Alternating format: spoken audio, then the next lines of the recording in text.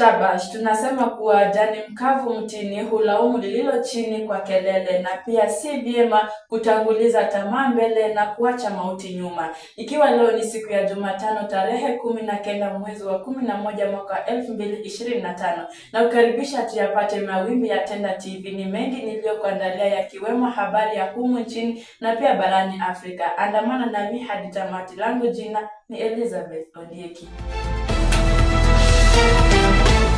Tukianza na taarifa zetu ni kuwa maafisa wa ujasusi katika kaunti ya Kisii siku ya leo wameweza kumkamata mwakilishi wadi Christopher Osanga aliyedaiwa kuwa anawalaghai watu kwa kuambia kuwa atawasaidia kusafiri kwenda Canada kujitafutia, lakini anawalaghai tu. Katika hafla hiyo walisema kuwa Osanga aliweza kukamatwa mwaka 2022 na alipofikishwa mahakamani aliachiliwa kwa dhamana ya shilingi ya Kenya 100,000 na pia baadaye alikamatwa tena. Many complaints, those complainants are not on record. I don't see a compelling reason tendered to deny the accused's right to bail bond. If at all there are numerous similar complainants, they ought to be investigated and charges preferred against the accused. As for this matter, based on the charges on record, the accused is granted a bond of 100,000 shillings with one surety, or a cash bail of 50,000 shillings with another person.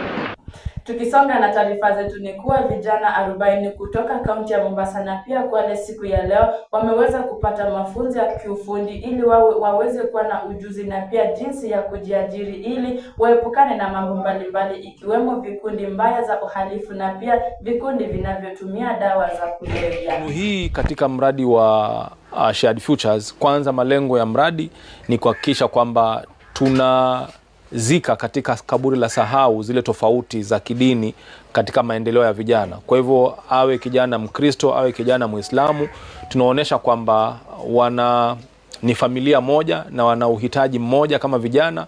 Kwa hivyo hakuna haja ya kwamba waweze kukosana. Na ili kwamba tuweze kuhakikisha tunapowajenga uwezo ama tunapowapatia zile hamasa za kupendana bado zinabaki vizuri, tunaenda kuwasaidia pia katika masuala yao ya utafutaji.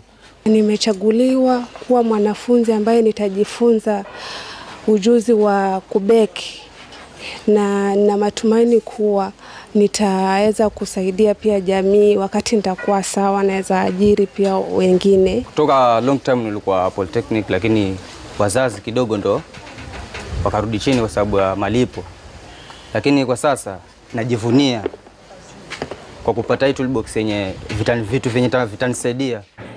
Naam sadakta, siku zote tunasema kuwa kinacho na mwanzo bila shaka hakikosi na mwisho. Nami imehitimu mahali na kunja jamvi langu na kuondoka kutoka hapa studioni. Ungana naye Silas Nyakundi katika habari ya saa 1.